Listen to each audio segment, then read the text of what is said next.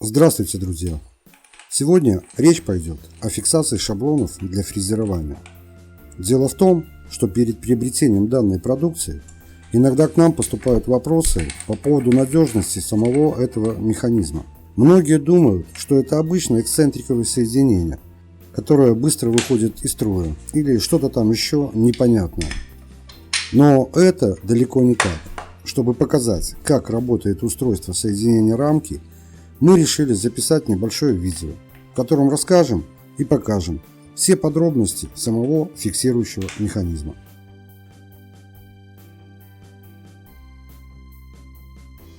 Немножко истории. Когда разрабатывались шаблоны для фрезерования, по их четкой фиксации были поставлены следующие технические задачи. Это частое, плавное, надежное отпирание и запирание, независимая, быстрая установка, хороший перенос вибрационной нагрузки, защита от пыли и залипания стружки, минимальное количество деталей и, конечно, самое главное – это стоимость готового изделия.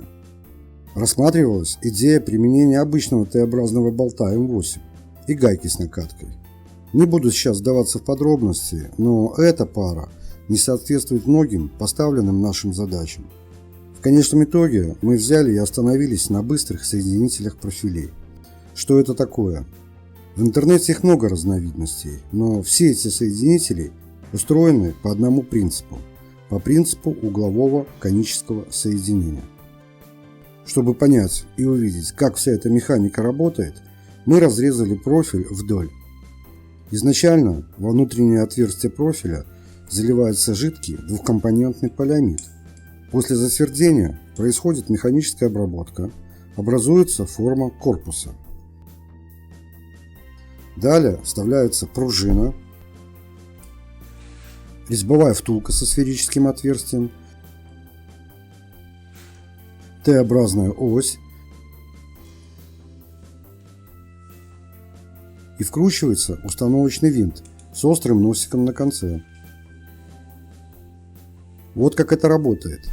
Фиксация создается силой трения между сопрягаемыми поверхностями.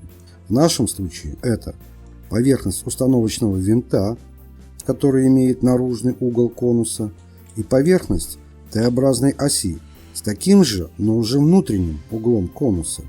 Если внимательно присмотреться, можно увидеть, как происходит равномерный контакт сопрягаемых поверхностей, а под влиянием осевой силы происходит прижимание деталей. При этом Т-образная ось зафиксирована и не вращается, тем самым создавая независимость и быстроту попадания в паз профиля. Также надо понимать, что при плотном и надежном соединении обязательно должен присутствовать ключ. Установочный винт имеет резьбу М8 с шагом 1 мм и внутренним шестигранником 4 мм. Кстати, этот размер соответствует размеру евровинта, или, как его еще называют, конфирмат. Благодаря мелкой резьбе происходит надежное, плавное запирание и отпирание. В торце оси установлена пружина сжатия, которая компенсирует вибрационные нагрузки, а также удерживает Т-образную ось от свободного плавания. Вообще, такой замок очень надежен, и ломаться, как вы видите, здесь нечему. Поставленные нами задачи он выполняет на все 100%.